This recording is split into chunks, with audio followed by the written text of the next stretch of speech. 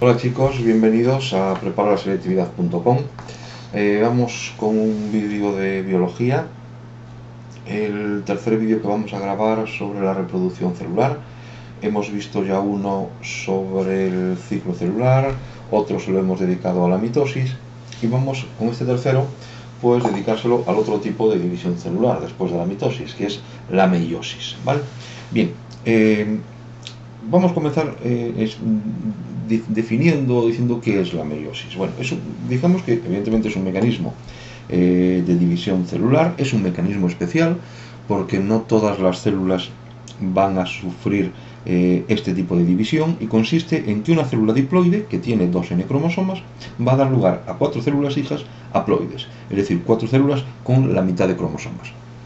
Partimos, por lo tanto, de 2 N cromosomas y mediante el proceso de meiosis, entonces lo que conseguimos es células haploide 4 con N cromosomas, ¿vale? Es decir, estamos hablando de que las células hijas tienen la mitad de cromosomas que la célula madre, pero fijémonos en que no es una mitad aleatoria, sino que un cromosoma de cada pareja de homólogos formará la serie haploide, ¿de acuerdo?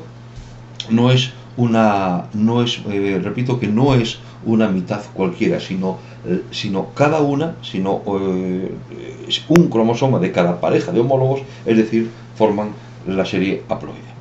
Bien, decimos entonces que la meiosis consta de 2 divisiones consecutivas. Veremos entonces que en una primera división es donde se va a producir la reducción en el número de cromosomas, mientras que la segunda división va a ser por así decirlo, una mitosis, porque lo único que se va a producir es una división celular, pero manteniendo el número de cromosomas. Entonces, como digo, la primera, hablaremos de una división reduccional, porque en esta primera división es donde el número de cromosomas se va a reducir a la mitad, y cada una de las células que resultan de esta primera división meiótica van a sufrir la segunda división meiótica, es decir, como acabo de decir, sufren, por así decirlo, una mitosis, porque se mantiene el número de cromosomas, ¿de acuerdo? Ahí veis en la figura un esquema general. Ahora iremos hablando de cada una de las partes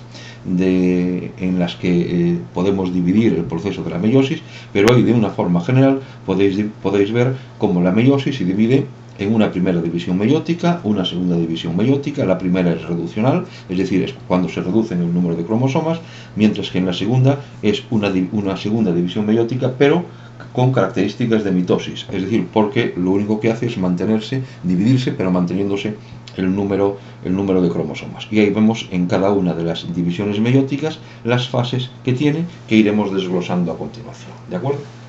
Bien, vamos entonces a hablar o comenzar con la primera división meiótica, y como ocurría con la mitosis, aquí también vamos a diferenciar 4 fases. Vamos a diferenciar la profase, pero como estamos hablando de la primera división meiótica, hablaremos de profase 1, hablaremos de metafase 1, anafase 1 o anafase primera, y primera telofase, que sería el final, por lo tanto, de esta primera división meiótica.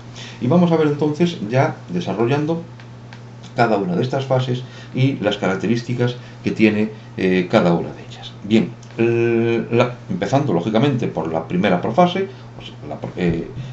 profase de la primera división meiótica, diremos que esta profase es la etapa más larga y en la que se producen por así decirlo, los hechos más típicos de lo que es la meiosis, ¿vale? Durante esta profase, la envoltura nuclear va a permanecer intacta, pero desapareciendo al final, al tiempo que se produce la rotura del nucleolo y se forma el uso acromático, ¿vale? La profase se divide en 4 etapas, ¿de acuerdo? Hemos dicho ya 2 o 3 características de la profase primera. Es decir, repito, se mantiene la envoltura nuclear, desapareciendo al final, el nucleolo desaparece, se desintegra y se forma el uso acromático, ¿vale? Muy bien. La profase la vamos a dividir a su vez en 4 periodos, ¿de acuerdo? 4 periodos que le llamaremos leptoteno, cigoteno, paquiteno diploteno y bueno, y finalmente, si queréis, la diacinesis. ¿De acuerdo? Vamos a ir viendo estos distintos periodos dentro de la profase primera, porque cada uno de ellos se va a caracterizar por hechos determinados. Como dijimos antes, la profase es muy larga, ocurren muchas cosas durante esta profase y por lo tanto es necesario a su vez subdividirla en varios periodos para explicar mejor lo que va ocurriendo poco a poco. Bien, entonces, como digo, el primer periodo de la profase primera es el leptoteno. ¿De acuerdo? El leptoteno se inicia la condensación de los cromosomas. Cada cromosoma sabemos que está formado por dos cromátidas como consecuencia de la replicación del DNA que se produjo en la interfase. Las dos cromátidas de cada cromosoma no se van a distinguir plenamente hasta el final de la profase. ¿De acuerdo? Cada cromosoma se va a unir por sus extremos a la cara interna de la envoltura nuclear. Podemos ir viéndolo en los distintos dibujos que voy a ir poniendo con cada una de las fases, que espero representen y expliquen bien lo que ocurre durante ellas, ¿vale? Es muy importante que conozcamos, ya digo, todo lo que ocurre en la profase correctamente y a su vez todo lo que ocurre en los diferentes periodos, ¿vale? Muy bien. El siguiente periodo dentro de la primera profase es el cigoteno, ¿de acuerdo? El cigoteno comienza cuando se produce el emparejamiento de cromosomas homólogos. Es decir, cada cromosoma se empareja de una forma estrecha, de una forma consistente, gen a gen, con su homólogo. ¿Está esto entendido? Vale, continuamos. Este fenómeno, o este hecho, lo vamos a conocer con el nombre de sinapsis. Y esto es debido porque entre ambos cromosomas se establece podemos llamarle una formación proteica denominado complejo sinaptonémico, ¿vale? Si tenéis alguna duda, la ventaja que tiene el vídeo es que le podéis dar un poquito para atrás y recicláis todo, ¿vale? Lo único que estamos viendo es describiendo lo que ocurre, ¿vale? Ayudado por estos dibujitos que os estoy colocando, que yo creo que os pueden ser muy válidos a la hora de comprenderlo, ¿vale? O sea, ya tenemos leptoteno, ya tenemos cigoteno. La siguiente fase, dijimos, el siguiente periodo dentro de la profase primera es el paquiteno, ¿vale? ¿Cuándo comienza? Acordaos que terminábamos con una sinapsis proteica, ¿vale? Una sinapsis que se establecía entre los cromosomas. Bien, pues comienza el paquiteno cuando finaliza esa sinapsis, ¿vale? Cada pareja de cromosomas que ya se encuentran a medida que va avanzando la profase, que la primera profase cada vez se encuentran más condensados. Recordad lo que decíamos al principio, que la condensación total ocurre al final de esta fase. Bien. Entonces, como digo, los cromosomas cada vez se van condensando más. Esta pareja de cromosomas recibe el nombre de bivalente o también llamada tétrada, ¿vale? ¿Por qué? Porque está formado por 4 cromátidas, ¿vale? En cada tétrada se producen en determinadas zonas roturas transversales en cromátidas homólogas, seguidas por un intercambio y fusión de estos segmentos que se han roto, que se están intercambiando. Esto es lo que se conoce como recombinación genética o crossing over, ¿de acuerdo? La consecuencia que tiene esto es en el intercambio, es crucial en la reproducción celular, es donde se va a producir el intercambio de genes y por lo tanto el paso de información genética entre cromosomas homólogos, ¿vale? No quiero caer pesado, pero si tenéis alguna duda entre los dibujos que estoy colocando y la ventaja que tiene el vídeo de dar marcha atrás, yo creo que a base una o dos veces, las veces que necesitéis, podéis reproducirlo y yo creo que al final pues va a ser fácil comprender todo lo que está ocurriendo en cada uno de estas fases, ¿vale?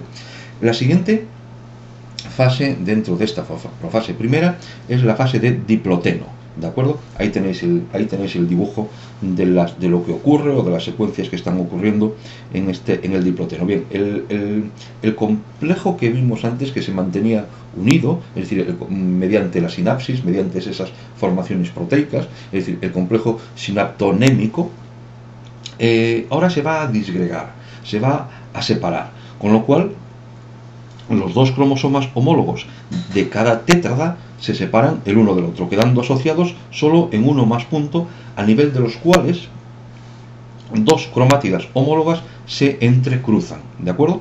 Los lugares por donde se van a producir estos entrecruzamientos se denominan quiasmas, ¿vale? Y se ha comprobado que se corresponden con los lugares donde previamente antes se ha producido la recombinación genética. Acordaos, la recombinación genética, el crossing over, que se producía en el paquiteno. Ahora aparecen esos quiasmas, que son los lugares donde se va a producir el entrecruzamiento, y estamos hablando, como digo, de la fase verdaderamente clave en cuanto al intercambio genético, en cuanto a la reproducción celular. En esos quiasmas, como digo, es donde se va a producir el entrecruzamiento en las cromátidas, ¿de acuerdo? Y ya, por último, hablamos del quinto punto, si queréis, del quinto periodo de esta profase primera, que es la diacinesis, ¿vale? En la diacinesis lo que está produciendo es que continúa la condensación de los cromosomas, los cuales siguen unidos, se mantienen unidos por los quiasmas, ¿vale? Fijémonos, memoricemos esto. La envoltura nuclear desaparece, el nucleolo también desaparece, al mismo tiempo que comienzan, ahora sí, a formarse los microtúbulos cinetocóricos, y en el citoplasma se forma el uso acromático de una manera similar a lo que ocurría con la mitosis. Es decir, en esto no nos vamos no vamos a profundizar, porque si tenéis alguna duda, cogéis el vídeo, ponéis el vídeo de la mitosis y ahí está perfectamente, bueno, creo que está perfectamente claro cómo se forma el uso acromático en esa fase, y que es similar a lo que aquí acontece, ¿de acuerdo? Bien, con esto entonces terminaríamos la profase primera, ¿vale? Continuamos el proceso de la meiosis y nos vamos a la primera metafase, ¿vale?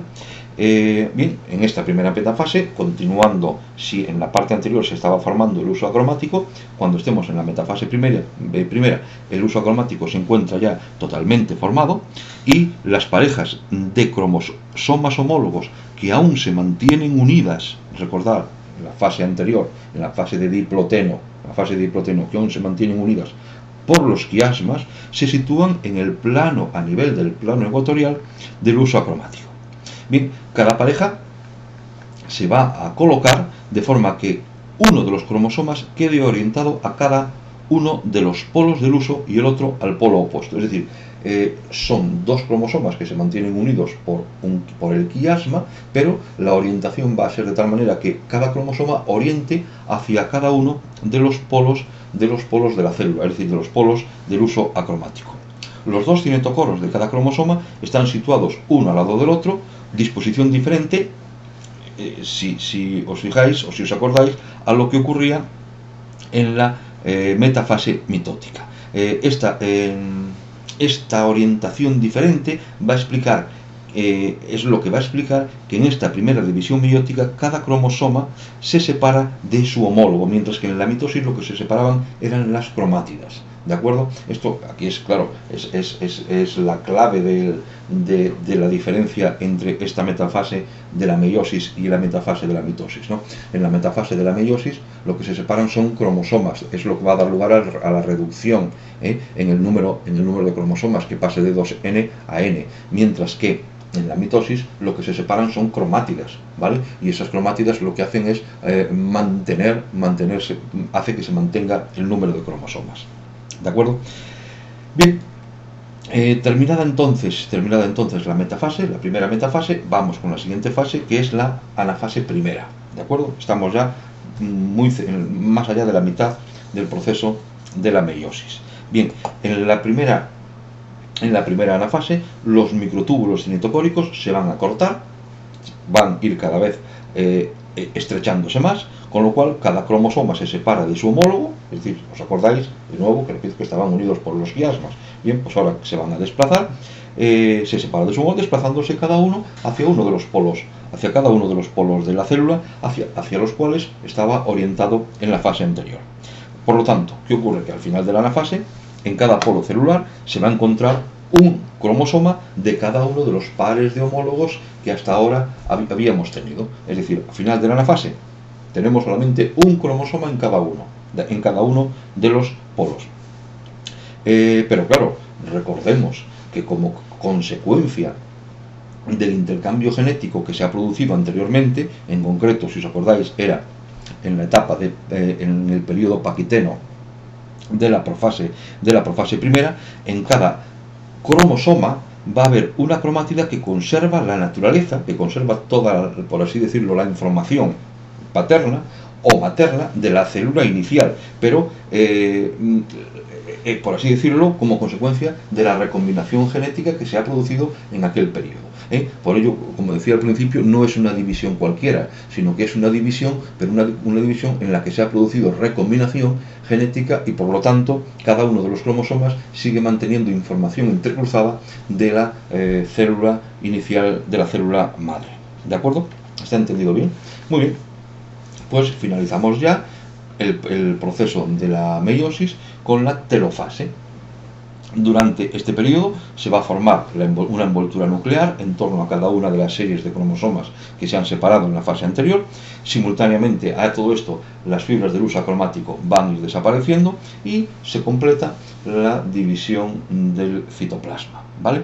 De esta manera, como podéis ver, se han formado dos células hijas con n cromosomas, es decir, la mitad del número de cromosomas de la célula que tenía la célula madre, en las que cada cromosoma está formado por dos cromátides distintas debido a la recombinación genética que ha tenido lugar durante el proceso de la meiosis, ¿vale?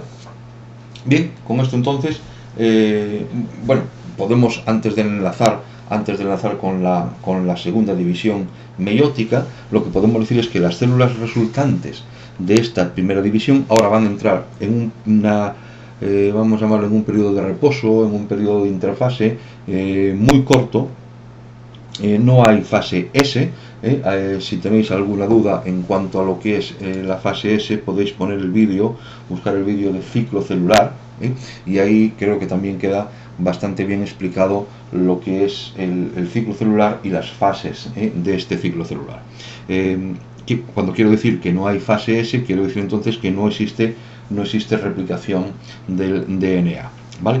Después de esta interfase, cada una de las células hijas que se han formado en la división anterior va a sufrir una segunda división meiótica que, como dijimos ya al principio, se trata de una mitosis normal y corriente, porque lo único que va a producir es división en cuanto al número de células. Vamos a partir de 2 y llegamos a 4, pero el material cromosómico se mantiene, es decir, partimos de células con n cromosomas y llegamos también a células con n cromosomas, ¿de acuerdo? Como se trata, como digo, de una mitosis normal, únicamente voy a colocar ahí un pantallazo, un dibujo de lo que sería esta segunda división meiótica, las fases de esta segunda división meiótica, pero toda la explicación, para no repetirnos, la podéis encontrar en el vídeo de la mitosis, y si tenéis alguna duda, pues a partir de ahora, pues de nuevo recurréis al vídeo de la mitosis y ahí lo encontraréis, ¿vale? La única diferencia es que con respecto a la mitosis, que antes hablábamos, en la mitosis hablábamos de profase, metafase, anafase y telofase, y aquí, como es la segunda división, pues hablaremos de una profase 2, porque antes ya ha habido una profase 1, metafase 2, anafase 2 y telofase 2, ¿de acuerdo? Es la única diferencia es en cuanto al nombre, porque los procesos que ocurren son exactamente iguales a los que ocurren en una mitosis, ¿vale? Bien, pues espero que os haya quedado entendido. Si tenéis, como siempre, si tenéis alguna duda o en algún paso concreto o en alguna etapa, periodo concreto, dejadme una nota ahí en el vídeo, y bueno, pues en la medida de lo posible y cuanto antes posible intentaré resolverla, ¿vale? Bueno, pues muchas gracias por estar ahí y hasta otra.